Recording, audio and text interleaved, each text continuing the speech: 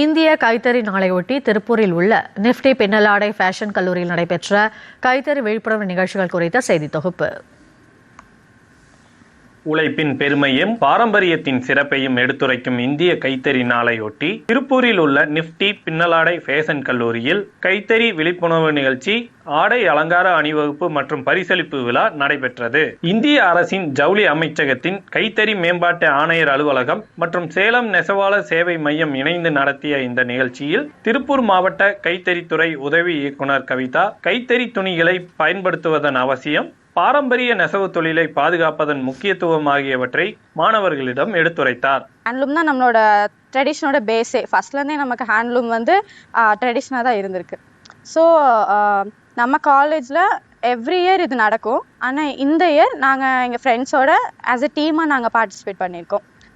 So நாங்கள் win பண்ணுவோம்னு நினைக்கிறோம். We will do our best. Thank you. மேலும் கைத்தறியில் நூல் நெய்யும் முறை குறித்து செயல்முறை விளக்கம் அளிக்கப்பட்டதுடன் பல்வேறு வகையான கைத்தறி துணிகள் பார்வைக்கு வைக்கப்பட்டு அவற்றின் சிறப்புகள் குறித்து மாணவர்களுக்கு விழிப்புணர்வு ஏற்படுத்தப்பட்டது.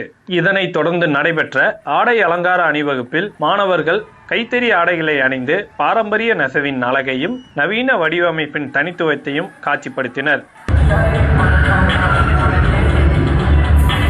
ஆகஸ்ட் 7 செலிப்ரேட் பண்ணுறாங்க. எங்கள் காலேஜில் இன்னைக்கு ஆகஸ்ட் 5 செலிப்ரேட் பண்ணிட்டு இருக்காங்க. எங்கள் காலேஜில் ஒவ்வொரு இயருமே இந்த மாதிரி நடந்துகிட்டே இருக்கும். நிறையா ஃபேஷன் ஷோஸ் இருக்கும். இந்த வாட்டி 11 டீம்ஸ் இருக்குது. ஒவ்வொரு டீம்லையுமே 10 மெம்பர்ஸ் இருக்காங்க.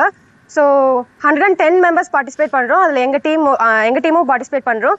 ஸோ நாங்கள் வின் பண்ணுறோன்னு சொல்லி கண்டிப்பாக நினைக்கிறோம். அண்டு இது மூலயமா இந்த ஹேண்ட்லூமோட இம்பார்ட்டன்ஸ் தெரிஞ்சுக்கிறோம். அண்ட் எங்கள் காலேஜில் இதுக்கு என்ன பேர் வச்சுருக்காங்கன்னா லூமரா அப்படின்னு சொல்லிட்டு வச்சுருக்காங்க.